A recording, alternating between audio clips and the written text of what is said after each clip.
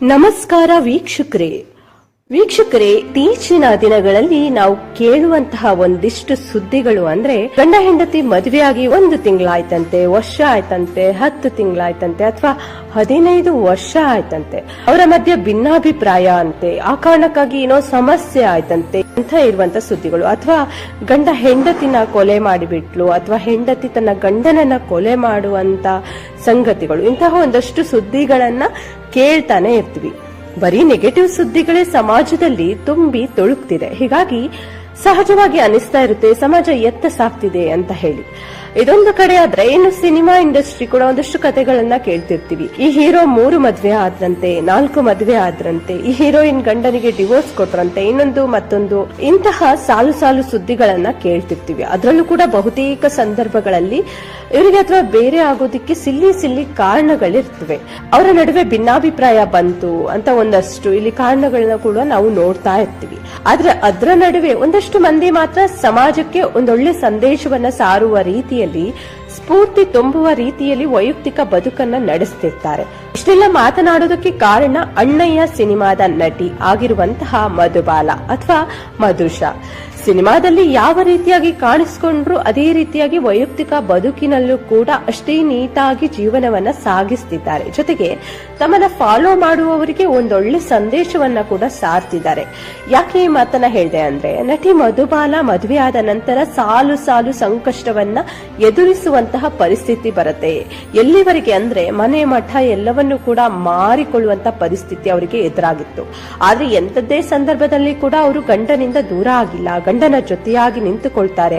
ಮತ್ತೊಮ್ಮೆ ಅವರ ಗಂಡನ ಯಶಸ್ಸಿನ ಕಡೆಗೆ ಸಾಗುವಲ್ಲಿ ಮಧುಬಾಲ ಎಲ್ಲಾ ರೀತಿಯಲ್ಲೂ ಕೂಡ ಹೆಗಲಿಗೆ ಹೆಗಲು ಕೊಟ್ಟು ನಿಂತ್ಕೊಳ್ತಾರೆ. ಗಂಡ ಹೆಂಡತಿ ಇದ್ರೆ ಹೀಗಿರ್ಬೇಕಪ್ಪ ಅಥವಾ ಹೆಂಡತಿ ಇದ್ರೆ ಹೀಗಿರ್ಬೇಕಪ್ಪ ಅನ್ನುವ ಸಂದೇಶವನ್ನ ಮಧುಬಾಲ ಸಾರ್ತಾರೆ. ಆದ್ರೆ ಅವರ ಬದುಕಿನಲ್ಲಿ ಏನಾಯ್ತು ಅಂತದ್ದೇನಾಯ್ತು ಅಂತ ಹೇಳ್ತೀವಿ. ಅದಕ್ಕೂ ಮುನ್ನ ಅವರ ಸಿನಿಮಾ ಜೀವನಕ್ಕೆ ಸಂಬಂಧಪಟ್ಟ ಒಂದಷ್ಟು ಸಂಗತಿಯನ್ನ ನಿಮ್ಮ ಮುಂದೆ ಹೇಳ್ತಾ ಹೋಗ್ತೀನಿ. ಮಧುಬಾಲ ಹುಟ್ಟಿದ್ದು ತಮಿಳುನಾಡಿನ ಚೆನ್ನೈನಲ್ಲಿ 1969ರಲ್ಲಿ. ಆ ಪ್ರಕಾರವಾಗಿ ಅವರ ವಯಸ್ಸು 54ರಿಂದ 55ರ ಆಸುಪಾಸು. ನಟಿ ಹೇಮಾ ಮಾಲಿನಿ ಅವರ ಕಸಿನ್ ಕೂಡ ಹೌದು. ಹೀಗಾಗಿ ಅವರಿಗೂ ಕೂಡ ಸಿನಿಮಾ ಬಗ್ಗೆ ಬಾಲ್ಯದಲ್ಲಿ ವಿಪರೀತವಾದ ಆಸಕ್ತಿ ಇತ್ತು. ಈ ಎಜುಕೇಶನ್ ಪಡೆಯುವಂತಹ ಸಂದರ್ಭದಲ್ಲಿಯೇ ಮಧುಬಾಲ ಈ ಭರತನಾಟ್ಯ ಅಂತದ್ರಲ್ಲಿ ಸಾಕಷ್ಟು ಪ್ರಾವೀಣ್ಯತೆಯನ್ನ ಪಡೆದುಕೊಳ್ತಾರೆ. ಈ ಮುಂಬೈಗೆ ಅವರು ಹತ್ತಿರವಾಗಿರುವ ಉದ್ದೇಶಕ್ಕಾಗಿ ಹಾಗೂ ನೋಡೋದಕ್ಕೂ ಕೂಡ ಬಹಳ ಚೆನ್ನಾಗಿರುವಂತಹ ಕಾರಣಕ್ಕಾಗಿ ಸಿನಿಮಾ ಇಂಡಸ್ಟ್ರಿಯಲ್ಲಿ ಅವರಿಗೆ ಅವಕಾಶ ಸಿಗುತ್ತೆ. ತುಂಬಾ ಚಿಕ್ಕ ವಯಸ್ಸಿಗೆ ಪೂಲವ್ರ ಕಾಂತೆ ಎನ್ನುವಂತ ಸಿನಿಮಾ 1991ರಲ್ಲಿ ಬಂದಂತಹ cinema, Ajay Devgan debut cinema, ಅಂದ್ರೆ ಅವರ ಮೊದಲ ಸಿನಿಮಾ. ಇವರಿಗೆ ಕೂಡ ಅದೇ ಮೊದಲ ಸಿನಿಮಾ. ಆ ಸಿನಿಮಾದಲ್ಲಿ ತಕ್ಕ ಮಟ್ಟಿಗೆ ಎಲ್ಲರ ಗಮನವನ್ನ ಸೆಳೆಯೋದ್ರಲ್ಲಿ ಕೂಡ ಯಶಸ್ವಿ ಆಗ್ತಾರೆ. ಅವರ ರಿಲೀಸ್ ಆದ ಮೊದಲ ಸಿನಿಮಾ ಅಂದ್ರೆ ತಮಿಳಿನ ಒಂದು ಸಿನಿಮಾ. ಆ ಕಾರಣಕ್ಕಾಗಿ ಅವರಿಗೆ ಸೌತ್ ಸಿನಿಮಾ ಇಂಡಸ್ಟ್ರಿಯಲ್ಲಿ ಕೂಡ ಸಾಲು ಸಾಲು ಅವಕಾಶಗಳು ಬರೋಕೆ ಶುರುವಾಗುತ್ತೆ. ಅದಾದ ಬಳಿಕ ಮಧುಬಾಲ ಬಹಳ ಬೇಗ ಸಿನಿಮಾ ಇಂಡಸ್ಟ್ರಿಯಲ್ಲಿ ಪೀಕ್ಗೆ ಹೋಗ್ಬಿಡ್ತಾರೆ. ಅದಕ್ಕೆ ಕಾರಣ ಮಣಿರತ್ನಂ ನಿರ್ದೇಶನದ ಅರವಿಂದ ಸ್ವಾಮಿ ಹೀರೋ ಆಗಿ ಕಾಣಿಸಿಕೊಂಡಂತ ಈಗಲೂ ಕೂಡ ಮರೆಯಲಾಗದಂತ ಸಿನಿಮಾ ಅಂದ್ರೆ ರೋಜಾ ಎನ್ನುವಂತ ಸಿನಿಮಾ. ಈ ಸಿನಿಮಾದ ಹಾಡುಗಳು ಅಥವಾ ಸಿನಿಮಾ ಎಷ್ಟರ ಮಟ್ಟಿಗೆ ಪ್ರಖ್ಯಾತಿ ಪಡೆದಿತ್ತು, ಅದೇ ರೀತಿ ಯಾವೆಲ್ಲ ಅವಾರ್ಡ್ಗಳನ್ನ ಬಾಚ್ಕೊಳ್ತು ಅನ್ನೋದು ನಿಮ್ಗೆಲ್ರಿಗೂ ಕೂಡ ಗೊತ್ತಿರುವಂತ ವಿಚಾರ. ಈ ಸಿನಿಮಾದ ಮೂಲಕ ಮಧುಬಾಲ ಬಹಳ ದೊಡ್ಡ ಮಟ್ಟಿಗೆ ಹೆಸರನ್ನ ಮಾಡ್ತಾರೆ. ಅದಾದ ಬಳಿಕ ಅವರು ಹಿಂತಿರುಗಿ ನೋಡಿದ್ದೇ ಇಲ್ಲ. ಕನ್ನಡ, ತೆಲುಗು, ತಮಿಳು, ಮಲಯಾಳಂ, ಹಿಂದಿ ಹೀಗೆ ಯಾವ್ಯಾವ ಭಾಷೆಗಳಿದಾವೆ ಎಲ್ಲಾ ಭಾಷೆಗಳಲ್ಲೂ ಕೂಡ ಅಭಿನಯಿಸ್ತಾರೆ. ಒಂದು ಕಾಲದಲ್ಲಿ ಅತ್ಯಂತ ಬ್ಯುಸಿ ನಟಿ ಅಂತ ಅಂದ್ರೂ ಕೂಡ ತಪ್ಪಾಗ್ಲಿಕ್ಕಿಲ್ಲ ಈ ಮಧುಬಾಲ. ಆದ್ರೆ ಬಳಿಕ ಕನ್ನಡದಲ್ಲಿ ಅಣ್ಣಯ್ಯ ಎನ್ನುವಂತ ಸಿನಿಮಾವನ್ನು ಕೂಡ ಮಾಡ್ತಾರೆ. ರವಿಚಂದ್ರನ್ ಅವರಿಗೆ ಜೋಡಿಯಾಗಿ ಈ ಸಿನಿಮಾ ಕೂಡ ಒಳ್ಳೆ ಹೆಸರು ತಂದು ಕೊಡುತ್ತೆ.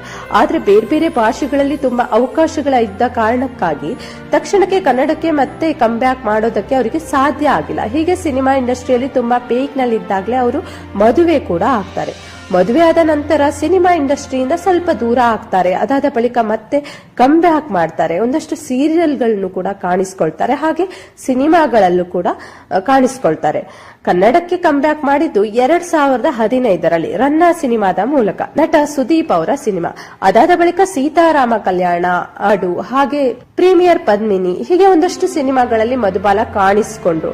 ಈಗಲೂ ಕೂಡ ಒಂದಷ್ಟು ಸಿನಿಮಾ ಅವಕಾಶಗಳು ಅವರಿಗೆ ಕನ್ನಡ ಸೇರಿದಂತೆ ಬೇರೆ ಬೇರೆ ಭಾಷೆಗಳಲ್ಲಿ ಇದಾವೆ. ಅದೇ ರೀತಿ ವೆಬ್ ಸೀರೀಸ್ ಗಳಲ್ಲೂ ಕೂಡ ನಟಿಸುತ್ತಿದ್ದಾರೆ.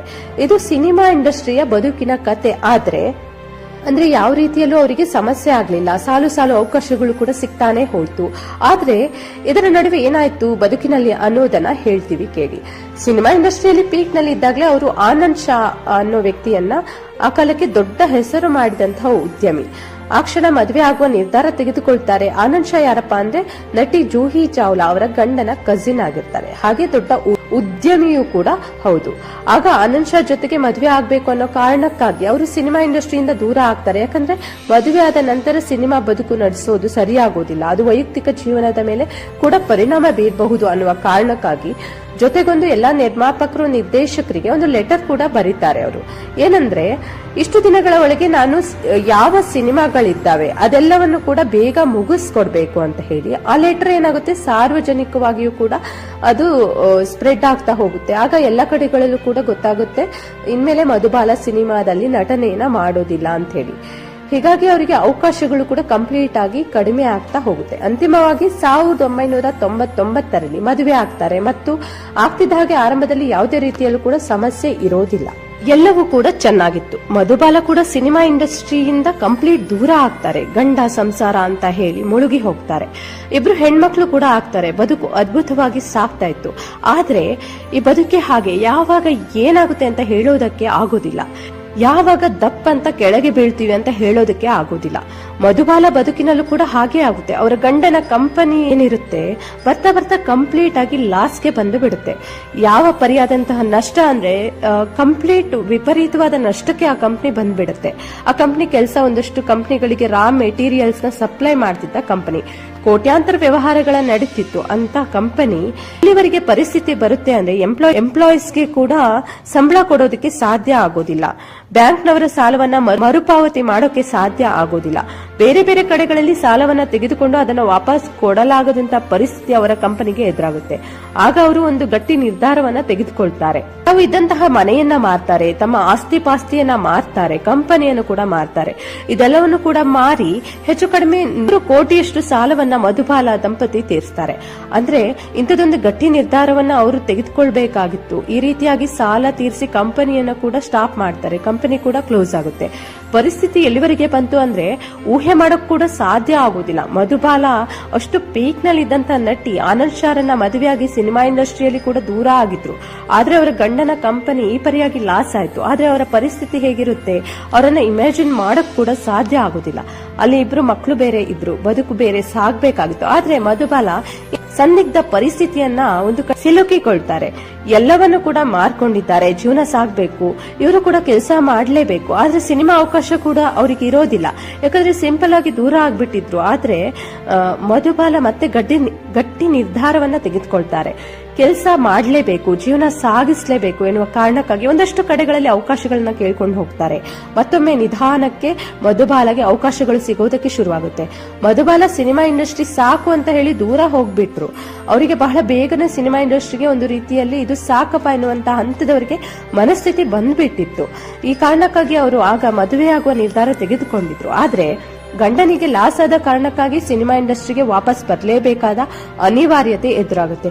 ನಿಧಾನಕ್ಕೆ ಕಿರುತೆರೆ ಕಡೆಗೆ ಮುಖ ಮಾಡ್ತಾರೆ. ಒಂದು ದಿನಗಳಲ್ಲಿ ಪೀಕ್ ನಲ್ಲಿ ಇದ್ದಂತಹ ನಟಿ ಸೀರಿಯಲ್ಗಳು, ರಿಯಾಲಿಟಿ ಶೋಗಳು ಯಾವ್ದು ಸಿಗುತ್ತವೆ ಎಲ್ಲೂ ಕೂಡ ಅಭಿನಯಿಸೋಕೆ ಶುರು ಮಾಡ್ತಾರೆ.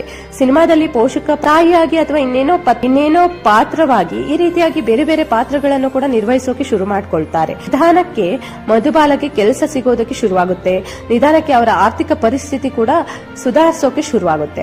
ಅವರು ಕೂಡ ಒಂದಷ್ಟು ಕಡೆಗಳಲ್ಲಿ ಹಣ ತೆಗೆದುಕೊಂಡು ಬರ್ತಾರೆ, ಗಂಡನಿಗೆ ಸಹಾಯ ಮಾಡ್ತಾರೆ. ಬೇರೆ ಕಡೆಗಳಲ್ಲಿ ಸಾಲ ಮಾಡಿ ಒಂದಷ್ಟು ದುಡ್ಡು ತೆಗೆದುಕೊಳ್ಳುತ್ತಾರೆ. ನಿಧಾನಕ್ಕೆ ಅವರ ಗಂಡ ಮತ್ತೊಂದು ಕಂಪನಿಯನ್ನ ಕಟ್ಟಿ ನಿಧಾನಕ್ಕೆ ಚೇತರಿಸಿಕೊಳ್ಳೋದಕ್ಕೆ ಶುರು ಮಾಡ್ತಾರೆ. ಮಧುಬಾಲ ಜೊತೆಗೆ ನಿಂತುಕೊಂಡ ಕಾರಣಕ್ಕಾಗಿ ಅವರ ಗಂಡ ಮತ್ತೊಮ್ಮೆ ತಮ್ಮ ಕಂಪನಿಯನ್ನ ಬೃಹದಾಕಾರವಾಗಿ ಕಟ್ಟುವಲ್ಲಿ ಯಶಸ್ವಿ ಆಗ್ತಾರೆ.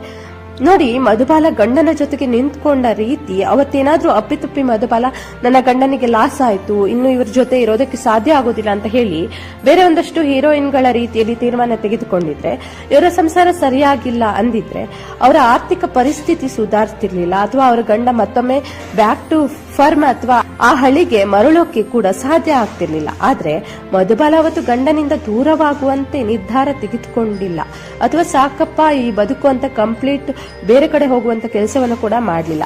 ಅದರ ಬದಲಾಗಿ ಏನಾದ್ರೂ ಕೂಡ ಇಬ್ಬರು ಕೂಡ ಒಟ್ಟಿಗೆ ಫೇಸ್ ಮಾಡಬೇಕು ಅಂತ ಒಟ್ಟಿಗೆ ನಿಂತ್ಕೊಳ್ತಾರೆ. ಮತ್ತೊಮ್ಮೆ ಕೆಲಸಕ್ಕೆ ಹೋಗಿ ಗಂಡನಿಗೂ ಕೂಡ ಆರ್ಥಿಕವಾಗಿ ಸಹಾಯವನ್ನ ಮಾಡ್ತಾರೆ. ಅದರ ಪರಿಣಾಮ ಎನ್ನುವಂತೆ ಇವತ್ತು ಅದ್ಭುತವಾಗಿ ಜೀವನ ಸಾಗಿಸ್ತಿದ್ದಾರೆ. ಅಂತ ಹೆಂಡತಿ, ಇಬ್ಬರು ಹೆಣ್ಣು ಮಕ್ಕಳು, ಅದ್ಭುತವಾದ ಬದುಕು. ಸಿನಿಮಾ ಅವಕಾಶಗಳು ಬಂದ್ರೆ ಸಿನಿಮಾ ಮಾಡ್ತಾರೆ, ಇಲ್ಲ ಅಂದ್ರೆ ಆರಾಮಾಗಿ ಜೀವನ ಸಾಗಿಸ್ಕೊಂಡು ಹೋಗ್ತಾರೆ. ಇದು ನಟಿ ಮಧುಬಾಲ ಅವರ ಸ್ಫೂರ್ತಿ ತುಂಬುವಂತಹ ಒಂದಷ್ಟು ವಿಚಾರಗಳು. ನಿಮಗೇನನ್ನಿಸುತ್ತೆ ವಿಚಾರ ಸಂಬಂಧಪಟ್ಟ ಹಾಗೆ ನಿಮ್ಮ ಅಭಿಪ್ರಾಯ ತಿಳಿಸಿ ಕಮೆಂಟ್ ಬಾಕ್ಸ್ ನಲ್ಲಿ ಮೆನ್ಷನ್ ಮಾಡಿ ವೀಕ್ಷಕರೇ. ಇನ್ನು ಯಾರ ವಿಚಾರವನ್ನ ನೀವು ತಿಳ್ಕೊಳ್ಳೋಕೆ ಇಷ್ಟಪಡ್ತೀರಿ ಅನ್ನೋದನ್ನ ಕೂಡ ಕಮೆಂಟ್ ಬಾಕ್ಸ್ ನಲ್ಲಿ ತಿಳಿಸಿ. ಅದರ ಬಗ್ಗೆ ಒಂದಷ್ಟು ವಿಚಾರಗಳನ್ನ ನಿಮ್ಗೆ ತಿಳಿಸುವ ಪ್ರಯತ್ನವನ್ನ ಮಾಡ್ತೀವಿ ವೀಕ್ಷಕರೇ. ವಿಡಿಯೋ ನೋಡಿದಕ್ಕಾಗಿ ಧನ್ಯವಾದಗಳು.